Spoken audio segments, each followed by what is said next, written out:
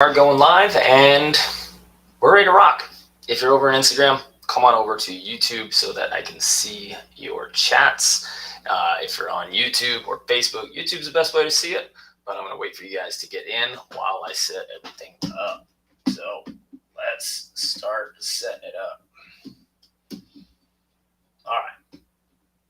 There we go. So, like I said before, guys, if you're over on Instagram, come on over to the YouTube channel. That's the comment section that I will be able to see. And right now, we should start seeing some people come in. Hey, everybody. Welcome. The AVP New Orleans has just happened. The qualifiers just happened. Tomorrow's the main draw. This is a pretty exciting time for a lot of people. I know that everybody pays attention to the qualifiers. Of course I do. Lots of friends in there, and there's a lot of interesting stories in there as well. And what I would love to do is talk to you guys about it, share some of what's going on. So as you guys are rolling in, if you're over on Instagram, come on over to YouTube channel, because then I will be able to see all of your comments. And Win Darshan, what's up, man? Thanks for coming by. Guys, if you are watching, go ahead and say hello in the chat, and we can start talking about the brackets. And that's what I want to do. So, first of all, I want you guys to know that Dyer and Harrison were the first team to qualify. What's up, Cody Dunn? How you doing? Satterfield, my boy Ian, and Jake Rutia.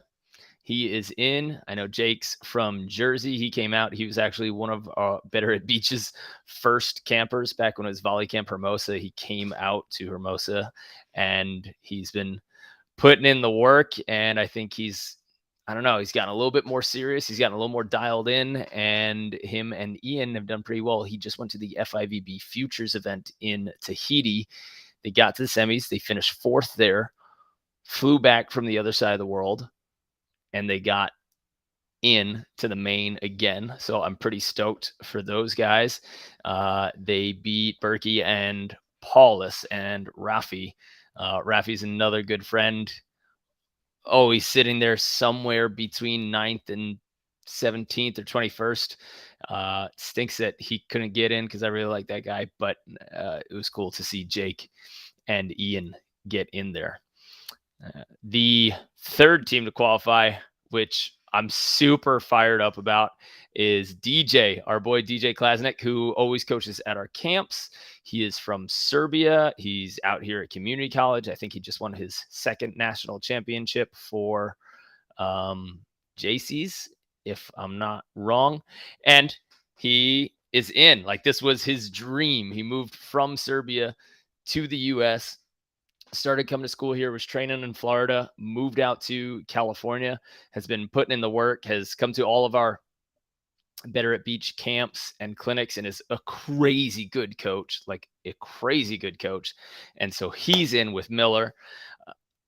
Man, this was a tough bracket, and I want to talk about that from the men's side, because they had to play Canoli and Roshitz, who are just a legit team, and this is the second one that they didn't qualify.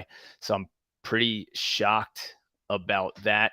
And then the two young guys, Queckle and Zaka, who I think from Florida are absolutely dangerous, like crazy dangerous. I was a little upset that they broke up for last year, and I'm not sure why they did that. Maybe they were trying to find bigger blockers, but I'm really happy that they partnered back up. I love when two young guys kind of come up together and they actually stick through it.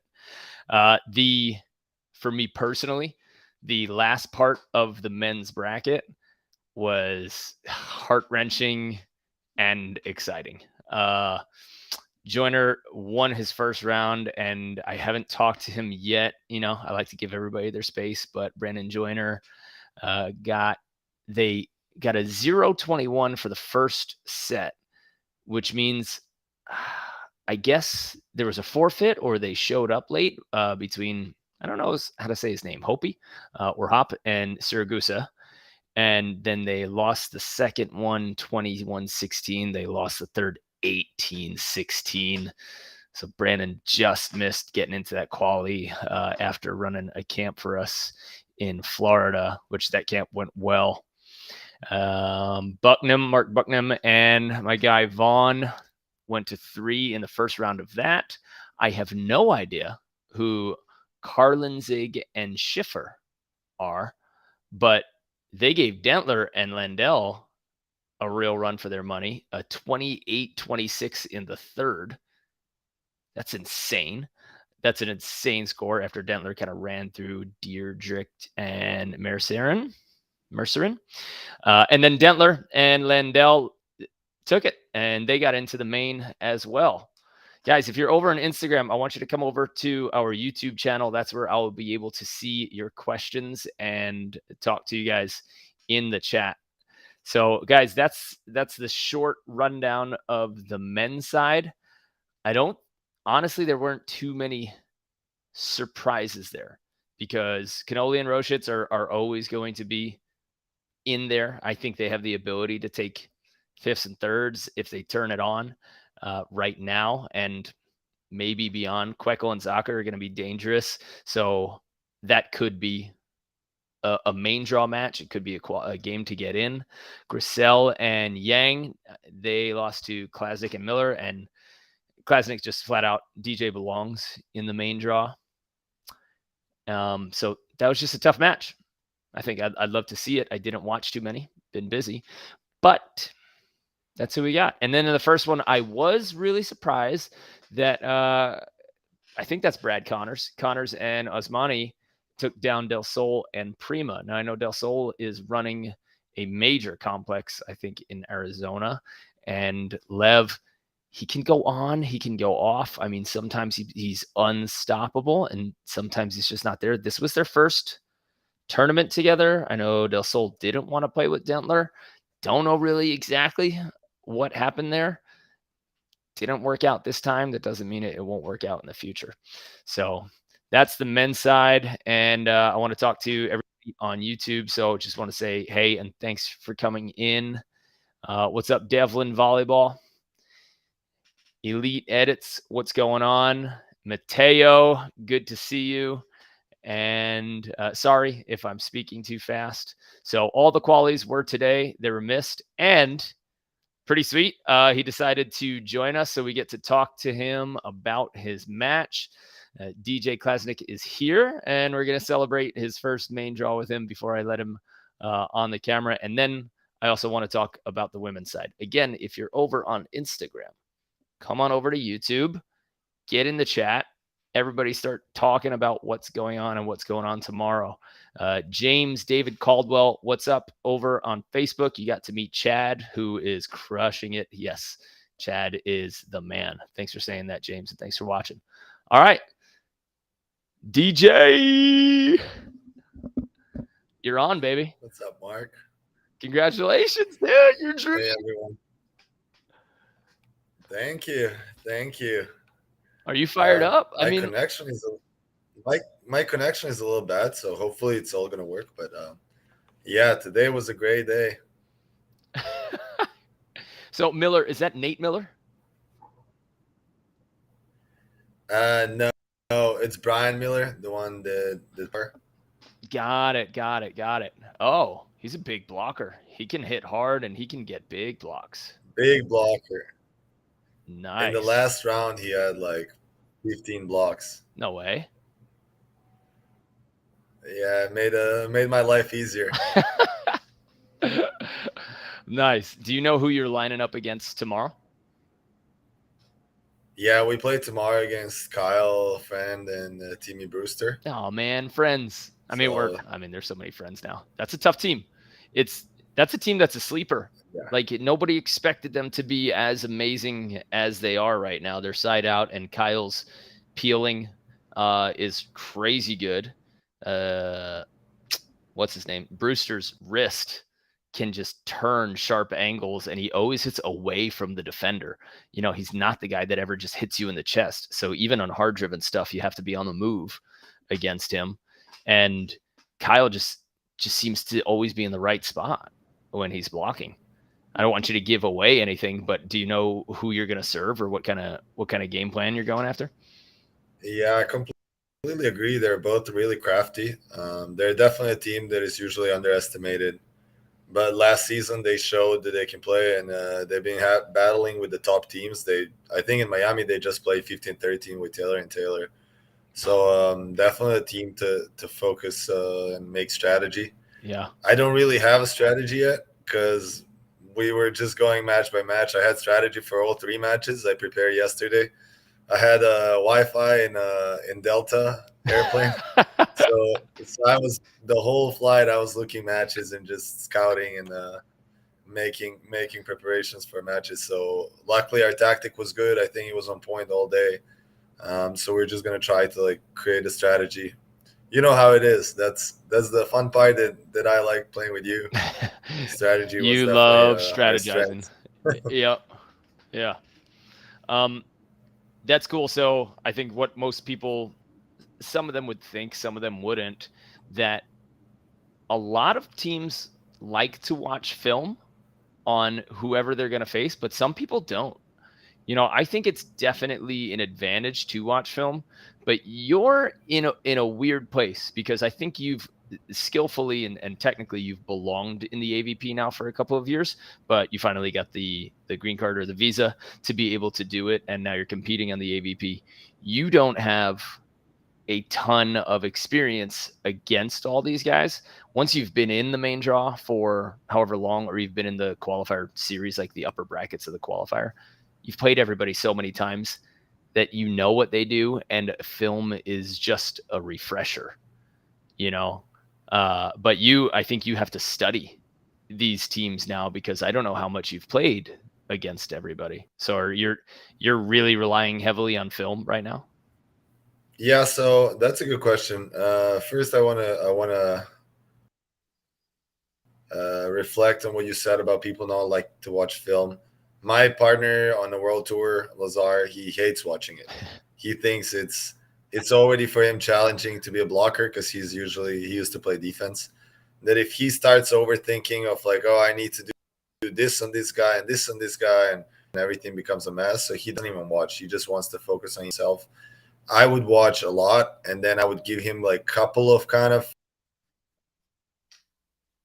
they like to hit angle or they like to hit specific.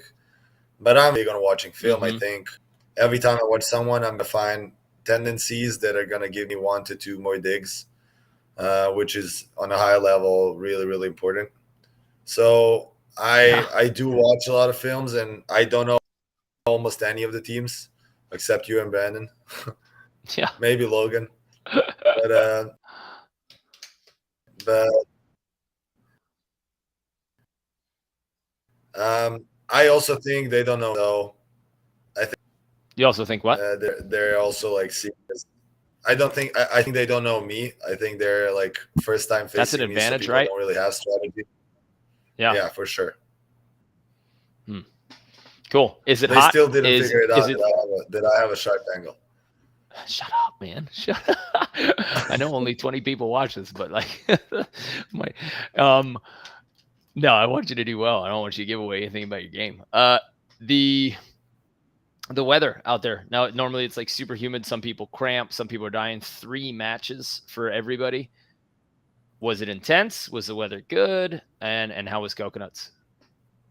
To be honest, it was a little cloudy today, so it wasn't that bad. By the end of the day, it kind of was a little more warm, but it wasn't the worst day for playing. Honestly, it was like a medium temperature, and they were announcing a little bit of rain. So I think the weather was fine, but playing 3 high level matches is definitely exhausting. No matter how ready you are, by the end you can see that people are getting tired, and Yeah. people who are more in shape, they're still like aggressive, but other people like you can see people floating more, because there are more errors on the jump serves, and it was definitely not easy. And I would say like playing qualifier is never easy. They're all good teams, and as soon as you fell asleep for a little bit, you're out. You're going home. So the fun fact was that we played last round against Kanal Roshitz, Mm-hmm. who beat Brian in Miami in the second They're a round, and tough then team. beat me and Lev. They beat me and Lev in the third round, so we wanted some revenge. We really wanted to win, and I wanted to get my first main draw, so we were fired up. What did that match come down to? Was it more blocks? A couple guys made more errors, more digs? Because that's, they're a tough team. They've beaten me 15 twice. blocks They're from super athletic. 15. I'm telling you, 15 blocks from Brian. Brian was doing a great job. We had a strategy of like just, trying to force them to hit the block and confusing them a little bit. And it was really working. And I think the strategy was on point. Good. Amy Oki is saying hello over there on YouTube. She says Myra says hi and congratulations. It's nice to have her behind a keyboard because then she can't talk our ears off. Amy, I love you. I was actually just talking about you yesterday and how much energy you bring. Hope you guys come back, and I hope we see Myra again soon. And thanks for watching. And yeah, congrats to DJ. Man, that's a big deal. Big deal to move countries and achieve the dream. You did it. There's not a lot of people that can say that. People come from Canada. That's a lot closer than Serbia. So have you called your parents? Are they up? I know your parents own a club in Serbia. So were they watching? Yeah, my parents are volleyball players. They both play professionally, and both my sisters. So when you see me live stream, it's usually for my parents mainly, and then for people like Amy and people who support me every single tournament. But my parents definitely always stay awake. But it's here. It's for them. It's +9. So when we play it at 5, it's middle of the morning, like midnight or 2 a.m. whatever for them. So yeah. So I don't even know. I don't know how. Yeah. It's 4. Yeah. Nice. Ale from one of our camps, he says, congratulations. I know one of the guys you were coaching. Thank you. Yeah. So thank you so much. For everybody, you've done World Tour. You are a professional. You treat yourself like a professional. So I do want to ask for the people who are watching, you played 3 matches today. You've got to show up big tomorrow. What did you do from the end of your last match, your third match?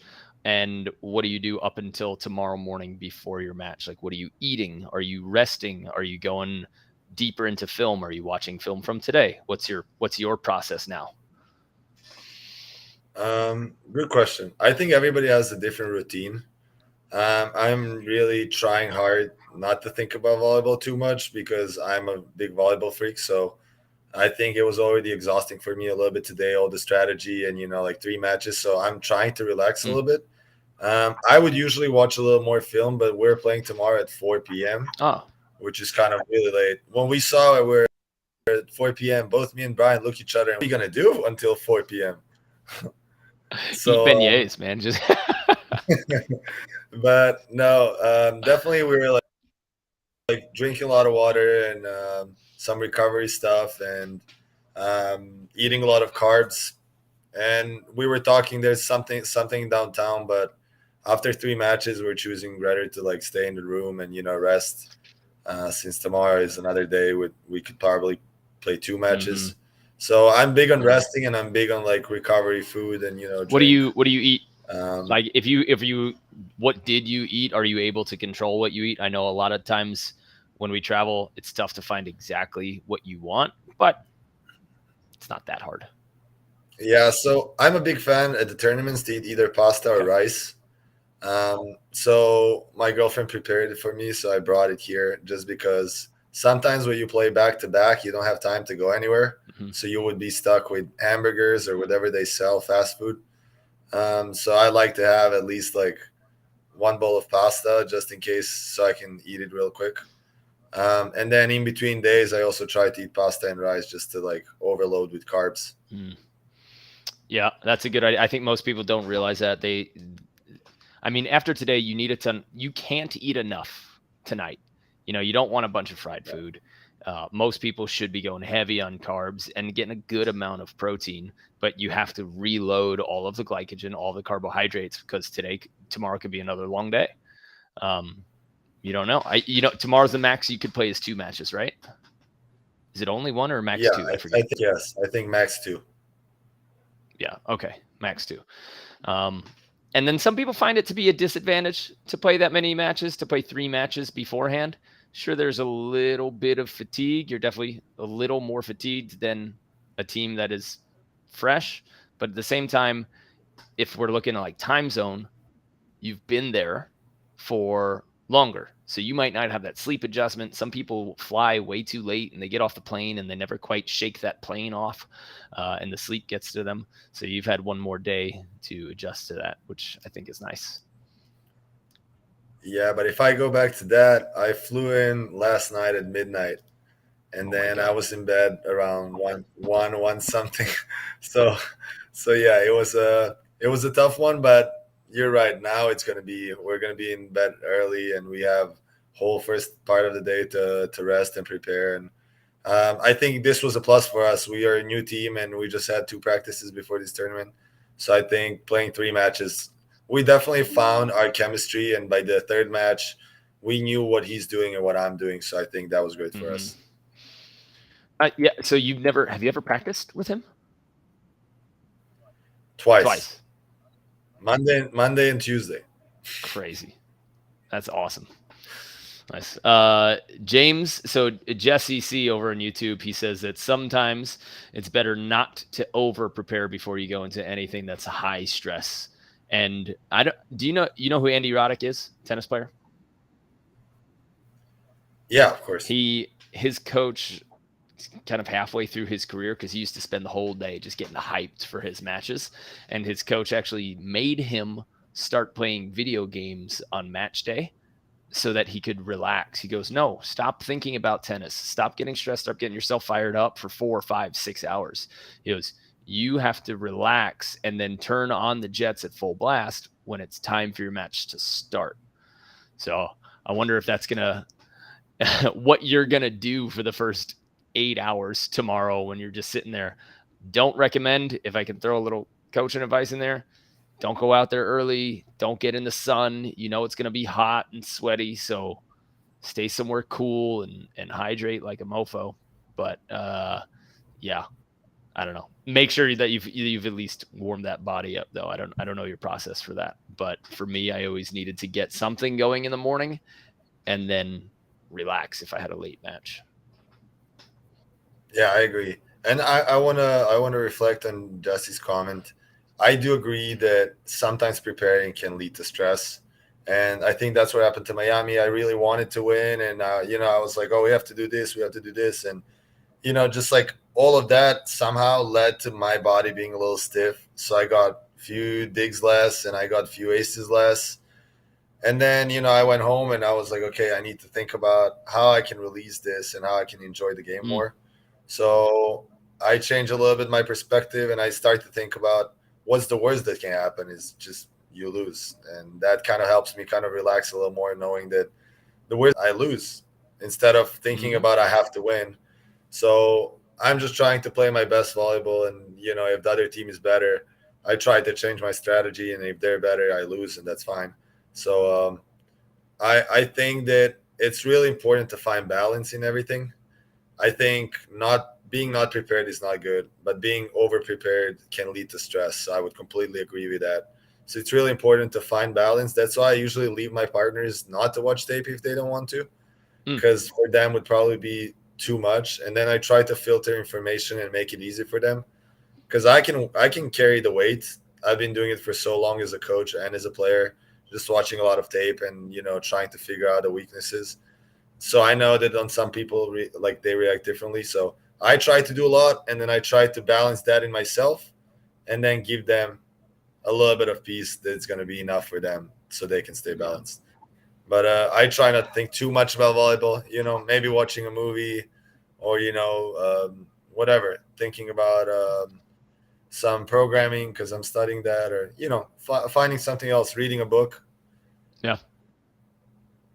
You know how to read? It's crazy. I actually read in English now.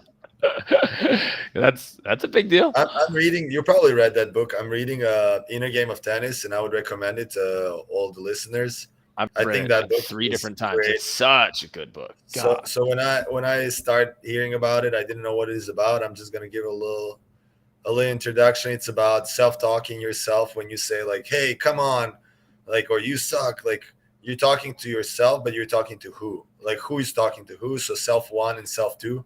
Who is Mm. talking? Who is a listener?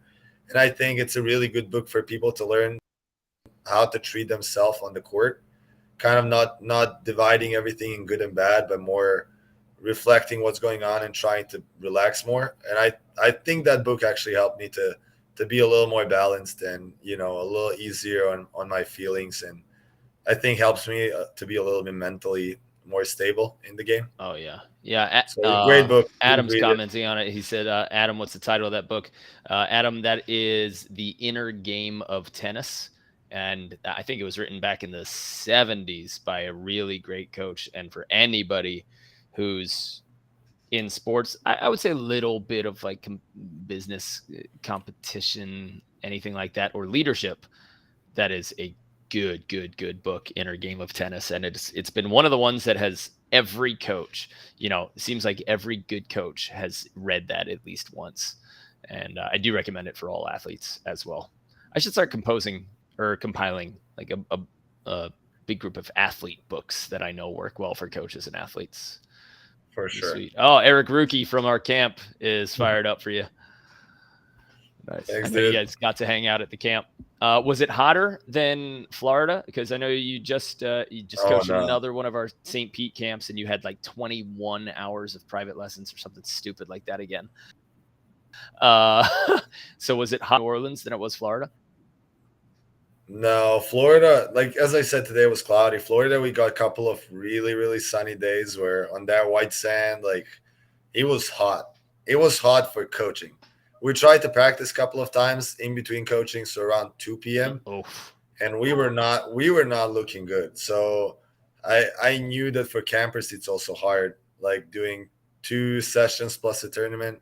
But they were doing great. They were all working hard, and they same as every single camp. At the end of the camp, you look at them and you're like, wow, they're pulling, they're shooting, they're looking the court, and it's that's what makes it up for coaching a lot on the sun mhm. and going through that. But I love it. I think the camp was great, and then the weather was great. I'm never against sun, but when I'm playing, I was hoping for this weather. It Nice. definitely helps being a little cloudy, and a little more, chilly Yep. and wind. We always cheer for wind.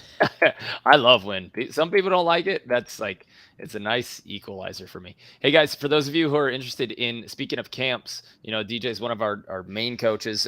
We are done with our season of 7-day camps, but we do have a bunch of 3-day camps coming up in Hermosa.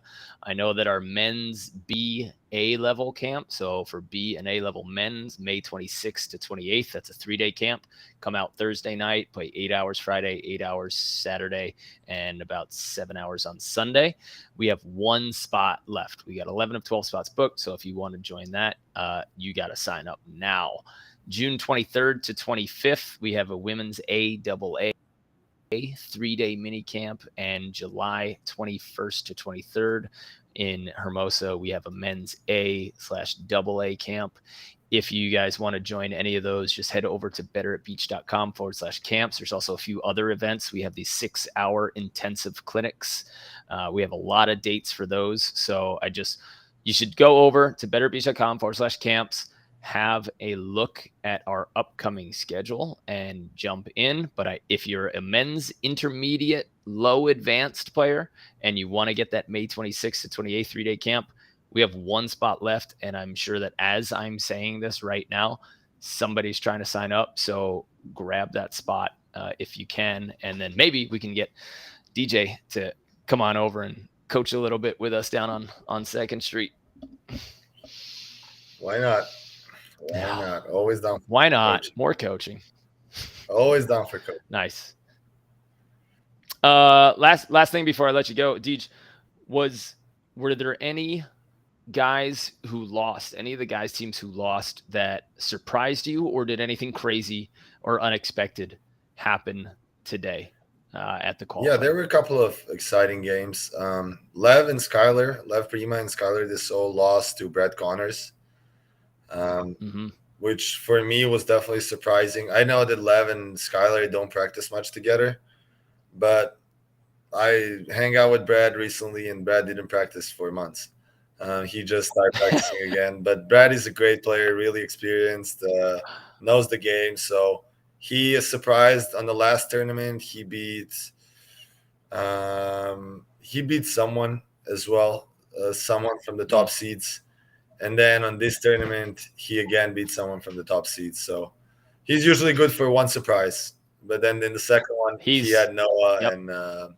and Wyatt that stopped him. So that was a good match. And then in the end, we watched. Oh, that's Wyatt Harrison. I like Wyatt. He's good. People don't know his name yet, but I think he's gonna be.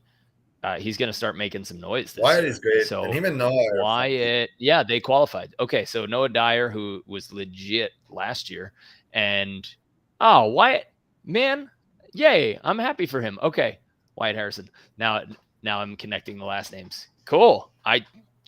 Last year I played with him at the Manhattan Beach 6-man, and I was like, this guy's good, and he's easy to play with. Yeah. So it'll be fun to see what he does this year. Yeah. And then the second match we watched that was kind of exciting was Jordan Hoppy and Charlie Siragusa played against Dentler and Lindell.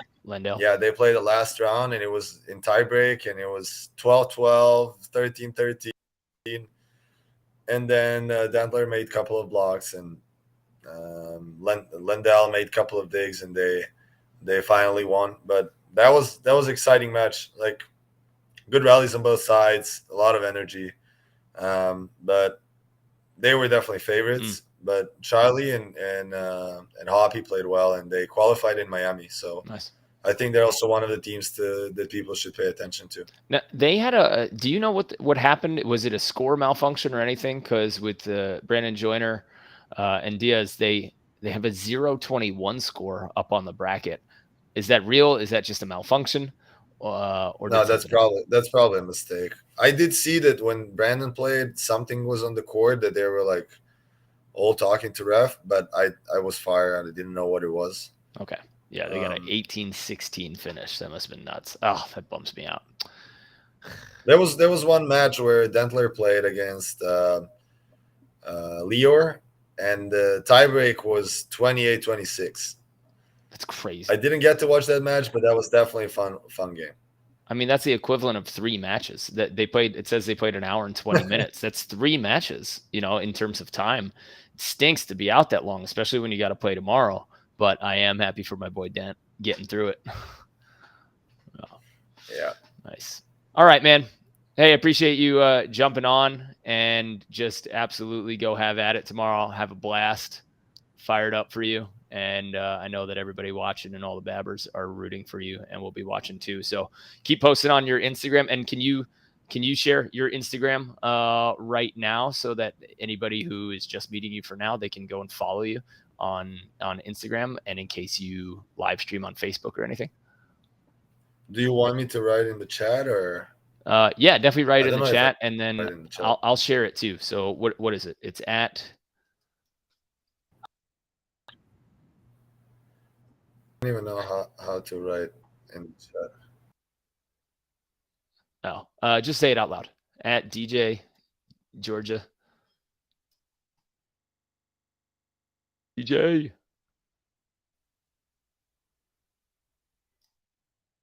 All right.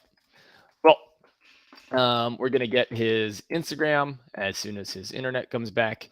And for everybody who's still out there, I do want to talk about the women's side, unless Steven, I think I still got your number, Roshitz. If you want to come on and chat, let me know. I can see you over here. And if you want me to send you the link and you want to jump on and talk about it today, normally I am not in the talking mood after taking losses in the qualies. I am surprised that you're 0 for 2 right now, but I know that you're going to be in the main multiple times this year, and then you guys are going to start doing some damage.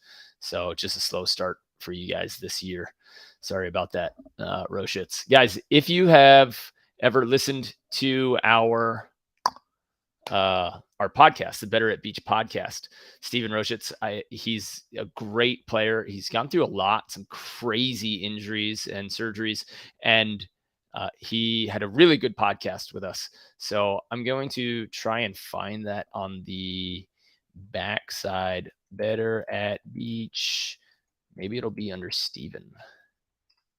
Yeah, Better at Beach, Steven Roschitz. So if you guys, it's episode number 22 on the Better at Beach podcast, and crazy cool ways of looking at the game. I really like the way that Steven talked about setting. So, oh, sorry, my bad, Steve. You guys did make Miami. Nice work. All right, so you're biting at it. You'll be back in no time, and you'll be there for the tournament. Guys, I want to talk about the women's side. Now, I invited a couple of the women's players to join me here because I got to be honest, I don't know a lot of the qualifier teams. So much of what I say, I'll just make it up and we'll see what happens. So I'm going to go through the qualifier bracket. If you haven't seen it, Bauer and Horton got in, Davis and Smith. That's awesome. So Aurora Davis and Lydia Smith. Lydia is also another coach who coaches at our Better at Beach camps. She just finished coaching in Florida, and it looks like she cleaned up going into the main draw. Her first win, they only had to play 2 matches. Her first win was 21-28 and 21-13 over Denny and Race. And then her second win was 21-17, 21-12 over Jendrik and Slavakova. And they are in the main. So I'm fired up for you, Lydia. Congratulations. You've earned it. And it'll be fun to see you in the main. The third qualifying team on the women's was Jessica Gaffney and Kelly Reeves. That's big. I mean, Reeves just flat out belongs in the main. It's surprising that the two of those actually have to still qualify. I'm not sure if the women's side has a full stack again, because a few of the teams are down in Brazil. So I know a couple men's teams are missing. Crab, right? Theo and Trevor Crab. And I think the Taylors are down there, if I'm not mistaken. Guys, let me know. I'll check the main draw list. But Gaffney and Reeves ended up beating, I think her first name is Avery Popinga and Katie Spieler. Spieler's always right on the cusp. Like, she could take fifths, probably up to fifths. And she has been around the qualifier for a while, but she's awesome. If you are a short player, if you're a short player and you haven't watched Katie Spieler, short women's player, you just need to study her game. You know, pound for pound or inch for inch, she gets a lot out of everything she does. So if you are looking and you're like, man, I'm too short, I'm always whatever. I'm always oversized. I want you guys to make sure that you go and you check out Katie Spieler matches. Okay, the final qualifying team was Kim Hildreth, who has helped us out sometimes with coaching as well. And we have a great podcast with Kim, actually, and Van Gunst, and they beat Griffin and Kleifoth 21-12, 21-18. So no barn burners or anything in the matches to get in. It looks like any exciting stuff happened a little bit earlier, but the teams that did qualify on the women's side, they didn't just qualify. It looks like they pretty much dominated. So big congratulations to those ladies. And I want to start talking about, okay, Christopher Wong, Taylors are definitely in Saquarema, Brazil. Thank you for that. So it's kind of an open field, right? Philip Proffer, I agree. I think Roschitz and Canoli, they're a main draw team. There are a lot of main draw teams that there's so much skill and talent, and there's a lot of, it just depends on the day. You know, I know I'm not saying that clearly or right, but it depends on the day, and it depends on who makes that error first, or sometimes luck of the draw. So around I would say the 9th, and right now, since we don't have a real Phil team, because Phil's playing with Sutton, since we don't have Jake anymore, you know, Doherty's out, Theo's gone in Brazil. this could be in anyone takes the tournament type deal. This could be one of the ones where we have a first time winner, like maybe Kyle Friend. Who would have thought last year that Kyle Friend and Tim Brewster would be sitting at a 2 seed in an AVP? Everybody was like, oh, dream draw if he got to play against them. And then just boom, they become this lethal team. And it's not a surprise anymore. They're just proving it again and again. So congrats for those. Manchatao Canal. Here in Brazil, we're very sad because we can't watch the AVP tournaments this year. Yeah, I think that's a problem. The AVP is supposed to be and always has been a global brand, even though we don't always have global players. It should be a global brand. And the fact that so many of the matches are now restricted into these apps is just a massive problem. And it is hurting the AVP brand. They did the partnership with Bally's, and I know that you can watch some volleyball on the ESPN app and some on the Bally's app. Not my favorite situation, but I thought they were going in such a good direction last year by having everything on their own YouTube channel and just chuck everything onto your own YouTube channel. And the fact that we already have half of what the AVP does when they've been around for 40 years, it's sad. Somebody should be dominating the YouTube channel for the AVP so that people can watch it all the time. It's upsetting. I'm sorry that people who are out of country aren't able to watch it as well. So, blah. Christian Beach Volleyball says, congrats, DJ, and hi, Mark. Hope to see you all in June. Nice.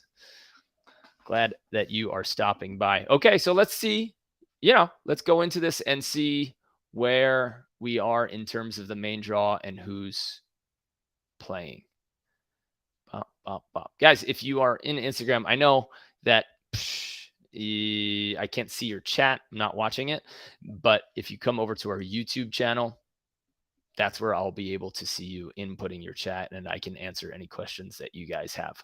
So, oh man, it's also pretty embarrassing that a last place is going to get you 700 net. No, 700 gross for your winnings. That doesn't pay for your flight. That's a bummer. If any of my AVP guys are watching, I know I haven't been looking at the AVP emails this year since I'm not playing. Are they still giving any travel stipends if you make the main, and are they paying for the hotels? Because a $1,400 for last place is, you literally only paid for your flight, maybe, and rental car, if that. So that's rough to go out there pro and you finally make that main draw and then you're just net zero. Ugh. I don't like it. I hope there's more money soon, but we can complain all we want. Forticari, what's up, man? I'm surprised that you didn't play in that. No travel money, main draw hotel if you're still playing. Thanks, Roshitz. Okay, so Steve says that there is no travel money for a main draw, which means that, yes, if you finish 13th, so if you are the 13th best player in the country or 13th best team in the country, you have covered your travel expenses. You haven't covered loss of work. You haven't covered anything like that for that prize money. Still seriously upsetting. But let's look at the matches for tomorrow. So winner's bracket. On the men's side, the number 1 seed right now. And guys, if you're in the chat, do you think that Bourne and Shock would be the number 1 seed if Theo and Crab were there and if the Taylors were there? I'm not talking about points. I'm talking about who you think is the favorite. So if you're in the chat and you're on our YouTube channel, I want you to go over there. What's up, Forever Volleyball? Come on over to YouTube. Who do you think should be the number 1 team in the country? Who would you put all of your money on? I want to hear that. So do you think that Bourne and Shock are truly the number 1 seed. If you haven't listened to our podcast with Tri-Born, it will change the way you play volleyball. It will change the way you train. I think everybody, in terms of strategy and everything, and blocking and defense and how you approach practice, I think you should go and give it a listen. And then while you're over there, give us a rating. That is episode number 36 with Tri-Born. If you haven't listened to that podcast, it was one of my favorites to listen to and learn from him. So anyway, the number 1 seed, Born and Chalk, you guys are telling me in the chat who your absolute favorite to win is, who you'd put the most money on to win any tournament this year. They are playing against Dyer and Harrison. We talked about them in the qualifier, 2 younger guys who are coming up and seem to be lethal, and I think they're going to get a lot better. Evan Corey and Weber, my guys, they are playing against Baumgren and Dietrich, who, that's a really, I'll just say, interesting matchup.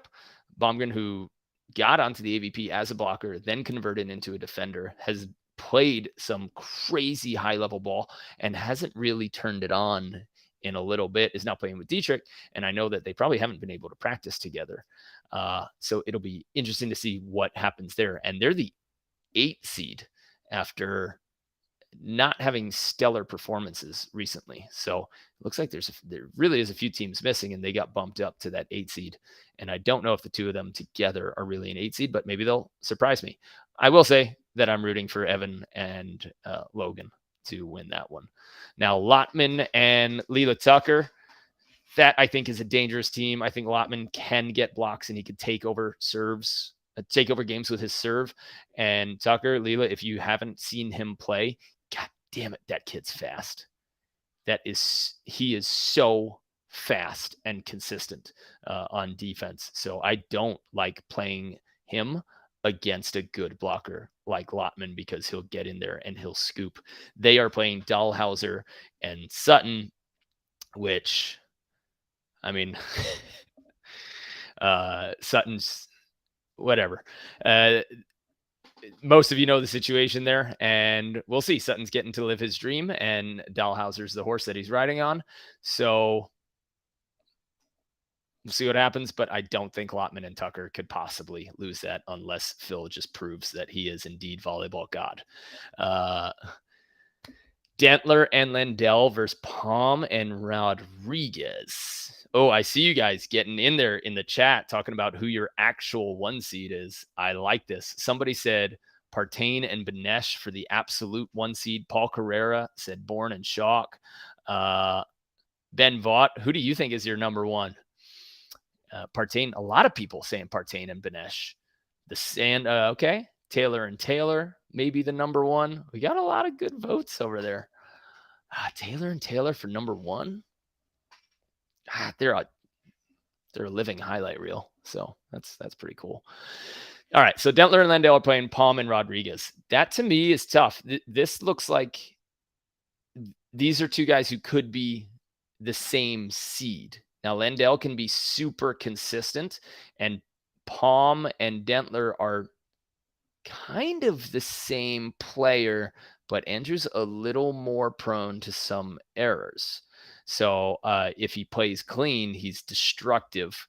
And I'm thinking that he's going to play clean, and Lendell can really calm him down. So I don't know who's going to serve who there. And it was always tough for me to decide who you're going to serve, Palm or Rodriguez, because if you want to serve Rafu, he's just going to dice you up and you can't read his arm at all.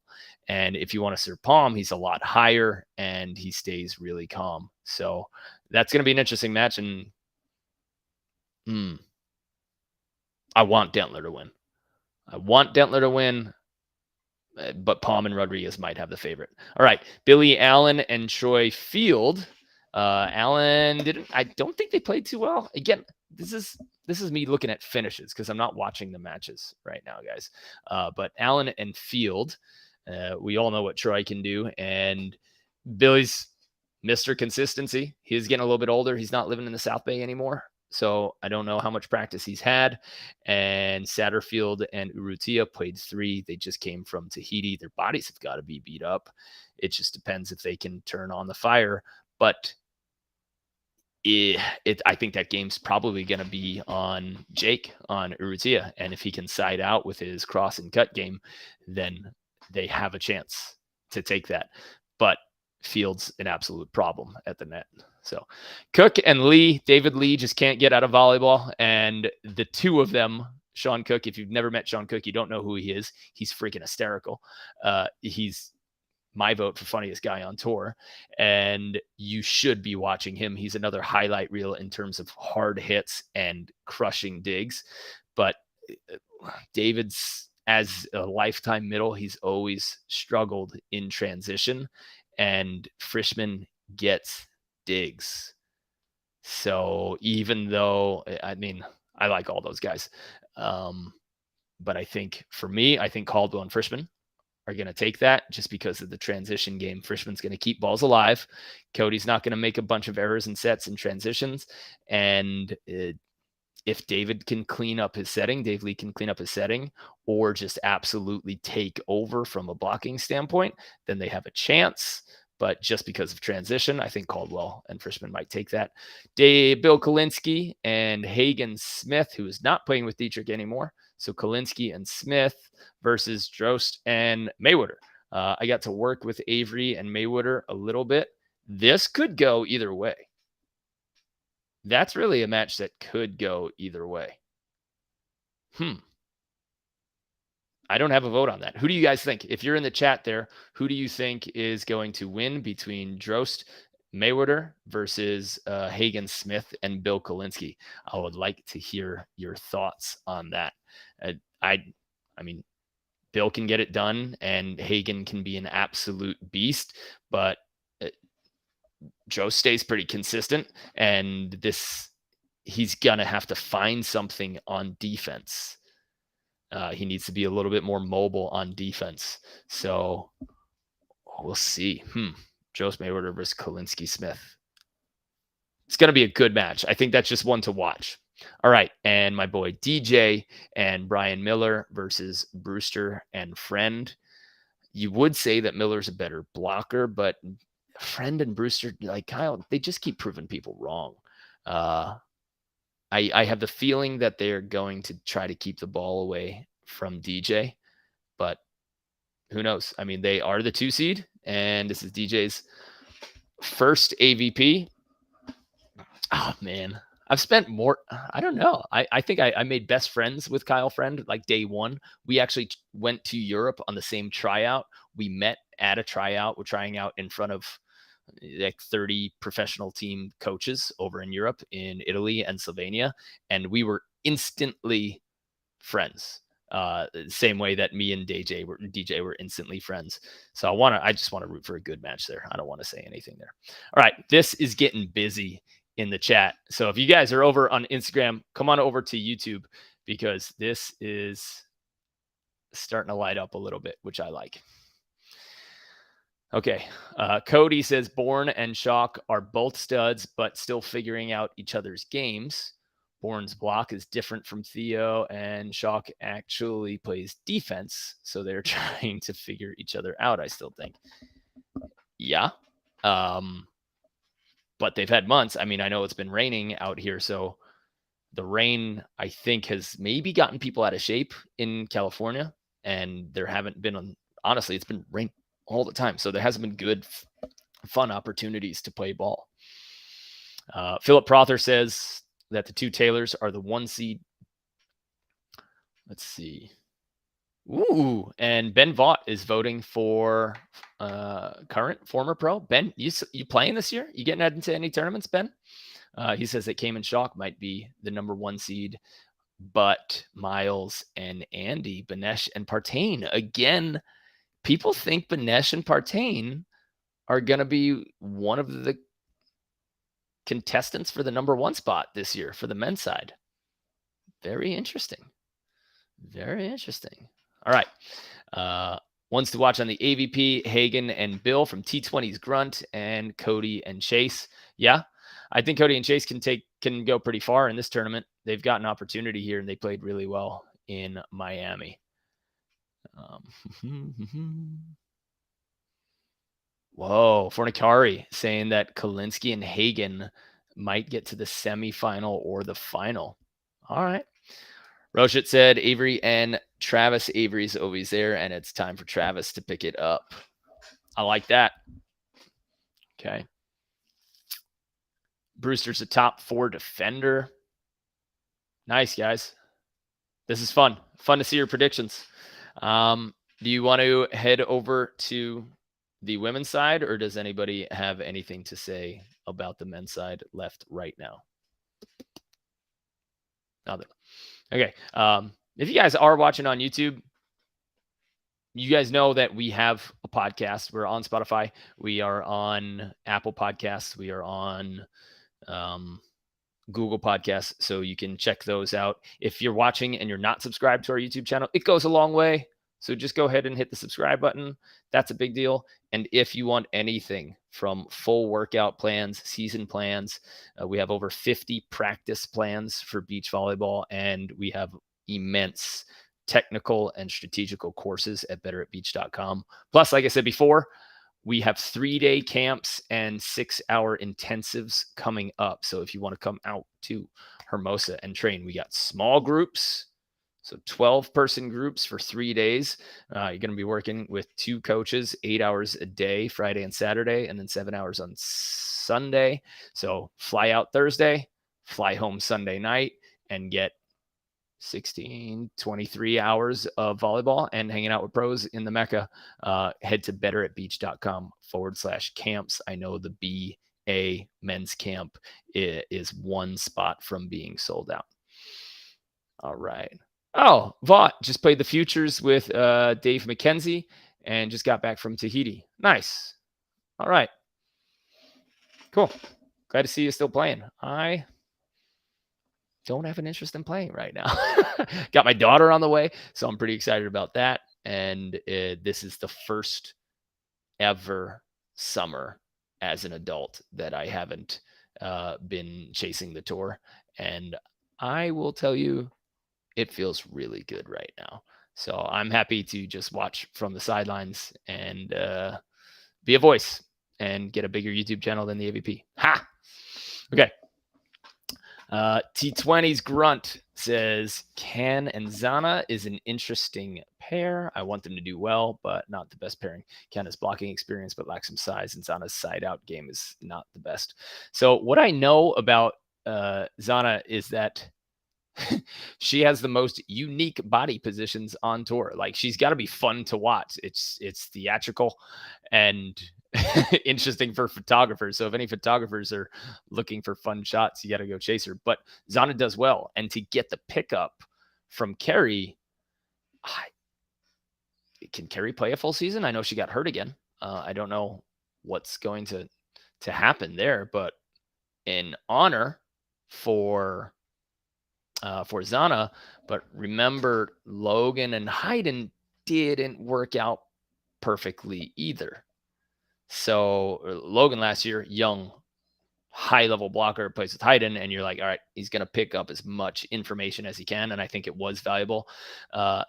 Any time spent with John Hayden is valuable, but I thought they would have done better last year than they did. I am excited that Logan got back with Evan this year. Evan, I still hate you for stealing Logan from me for one of my last years, but what are you going to do? He chose you over my roommate. And it was all because I wouldn't travel during COVID. Dang it. No, it wasn't. You're a banger. Go crush them. And I want you guys to absolutely wreck it. All right.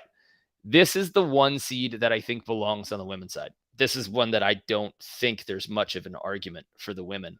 For the number 1 seed, Chang and Hughes. Used to be Clays and Hughes. I think they're the ones that belong at the 1 seed. The breakup was, whatever happened there, it happened, but now they are back, and that's exciting. The next one, maybe I'll share my screen with you guys. Hang on. All right. Let's do a little screen share. All right. Cool. All right. So we could do it like that, or we could do it. Nope. It's going to look like that. There we go. How about we do it like this? Ooh, that's even better. Okay. So what we're looking at is Chang Hughes versus Davis and Smith, Lydia and Aurora. I want to root for Lydia, but I also love Kelly and Sarah. I think they're awesome, and they're just proving it inside and out on every tour and every match they play. So I think the one seed's going to hold there, and then hopefully Lydia can battle her way through the rest of the tournament. Maestrini and Maestrini, the married couple, playing against Schott and Urengo. Now, Schott is lethal right now, and Urengo also, if she's sticking with her jump serve, she has that. This is one of the matches that I think could go either way. The Brazilian pair, they just crushed all of the Pro-Am tournaments last year. I know that they're in the finals of everything, like the Wapaka down in Florida. I think they were at Seaside as well. So they're just playing as much volleyball as they can. Therese Cannon and Sponsel, a 5 seed. I don't necessarily know if they belong at a 5, but then when you look a couple of spots down and you see that Cloth and Nuss are at a 4 seed, you're like, huh, because there is an argument for Cloth, and Nuss to be the 1 seed as well. Cloth was the first tall girl, 6'4", who played like a tall person should. She doesn't hit cut shots. She hits down ball sharp angles, and it's legit. And from what I know from our podcast with the LSU coach, he said that Nuss has the change of direction and agility scores, literally, that match the D-backs on the LSU football team, which is insane for her agility and change of direction. That was such a cool stat to hear from him. So just legit athletes using their bodies like they should. So Cannon and Sponsel are going to be playing against Rodriguez and Simo, Savvy Simo. And then Bauer and Horton are going to be playing against Cloth and Nuss. It's got to be Sarah and Kelly and Cloth and Nuss coming out of that bracket. They're going to meet 3 matches later on Saturday. Okay, Kelly Flint and Scholes are playing against Hildreth and Van Gunst. Flint's got some mom strength. She's coming back. She's a mom, and she's just been crushing it. That's what I'm looking for. I think that, like, once my daughter arrives, which could be any minute now, I think my side out percentage is going to increase 20%, and I'll probably be able to bench press 50 more pounds and squat another 100. Correct me if I'm wrong, but dad strength is a scientific fact. So I'm just waiting for my daughter to be born so that I can embrace that. And then next year I'll just, jump over the antenna and annihilate everybody. What do you guys think about that? Right? All right. So then Kraft and Mulaney, I have not heard of Mulaney, are playing Pavin and Stockman. Oh, Pavin and Stockman. I did not know that they're playing together, because Pavin has to play the Reed's workouts. Who's his girl? The Canadian. I forget Pavin's current teammate. Guys, if you're in the chat, who's Pavin's current Canadian teammate? She's playing with Stockman. Stockman's always a threat. And Can and Muno playing Dickens and Ketty. I don't know who Dickens and Ketty is either. I got to start watching some volleyball. And Gaffney and Reeves playing Jimena Paredes and Wilkerson. Yeah, the Canadian team is also a threat and a contender for a gold medal in the Olympics. So that's going to be tough. So this is fun. To me, it's way easier to predict the men's side than it is the women's side for a lot of matches. I think the women's side has so many quality teams, and the ones that are doing it are like crazy legit, like crazy good. But for the men's teams, the top men's teams seem to be good, but not at an unreal level like the women's teams are. I don't know. Do you guys feel like that? So Sophie Bukovic, thank you. So thanks, Chris. Sophie Bukovic is Pavin's FIVB partner. And Philip says that the women's side is way, way, way deeper. So that's awesome. Oh, Kitty won it with Cannon, Florida. Huh. Shows how much I'm paying attention. Sorry, everybody. I got to do some research when it comes to talking about the women's side. Will Tambellini, who just signed up for another one of our camps. Dude, you're unreal. Will, thank you so much for watching. Thank you so much for coming to all of the camps. And I will see you in 6 weeks out here in Hermosa. All right. That's all I got. Is there anything else that you guys want to talk about or ask questions? But that is the rundown from the qualifier. And those are my kind of, soft predictions for the main draw.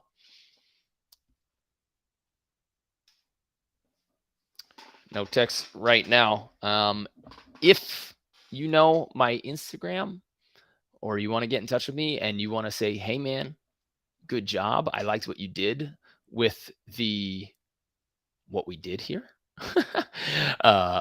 Doing the Thursday night qualifier. I think it's interesting because I know that me while I was playing and now our texts with all of our friend groups, they just go off on Thursdays talking about qualifier results. So I figured we can have a bigger community with you guys and really embrace it as well, where we have a place to talk and share our thoughts and maybe dispel rumors and understand things that happened in matches. I will do some brief things here. If you guys want my full workout plan, I have a 60-day vertical jump workout program specifically for volleyball. You can check that out in the links below. We also have, if you're suffering from any pain or you're tight or you sit at a desk too long or anything like that, we have a program called Mobility for Volleyball. Mobility for Volleyball. It's a 21-day fitness challenge that will help you learn how to warm up, learn how to get rid of pain on your own without needing to see a physical therapist, and will help you start fixing motor patterns and get you prepped for this season. So if you want to check that out, that's at betteratbeach.com/foundations. All of our programs are really easy to find on our website now. So big shout out to our web designer. If you want to get critiqued by us, coached by us, anyone who joins our membership gets all of our courses, our entire library, our workout programs, our strategy courses, our technique courses, and all of our video extras. And you get put into a private Facebook group where you get to post your videos of your technique, of your games, your matches, your practices at any time. And we go in and coach you. Our coaches are sitting there waiting for your videos to populate into our private group so that we can comment on them, coach you, tell you what you're doing right, what you're doing wrong. So if you want to give that a shot, it's only $39 a month. I encourage you to open up our library, dive into those videos or any of the specific courses that you want, including the practice plans, including the Fix Your Arm Swing program, Mobility for Volleyball, and our Max Vertical program, and check that out. We are ready to coach you. You can get a 24/7 coach in your pocket. All you have to do is take a video of yourself spiking, take a video of yourself setting, post it into our private group, and we will tell you everything that you're doing right, everything that you're doing wrong. That's how our program works. So in case you didn't know, that's where we're at, and it's at betteratbeach.com. And like I said, we got our 3-day camps coming up and our Sunday 6-hour intensives. So if you want to join one of those, come on out to Hermosa for 3 full days of training. Friday, Saturday, Sunday. Fly out Thursday night, fly home Sunday night. Oh, you have to miss 1 day of work. Go to betteratbeach.com/camps. And that's all I got. All right, guys. It was fun hanging out with you. If you're not subscribed to the channel, please go ahead and subscribe. I appreciate you guys watching and giving me some of your energy. Clint Ross, what's up, man? Good to see you. And that's it. All right. Cool. Good session. Good luck to all the athletes. Sorry to all the ones that I know put in everything that they have and weren't so lucky this time. But keep grinding. It's fun. It is a privilege to be able to do what you do and just travel the world and travel the country and play volleyball. So if you're beating yourself up right now, don't beat yourself up too much. Remember how lucky you are that you even got to play. From everybody else, try to go watch those AVP matches, support the sport, support our channels. And if you're in the New Orleans area, go ahead and get over to the AVP and make some noise for them. All right. Have a good night, everybody. See you on the sand.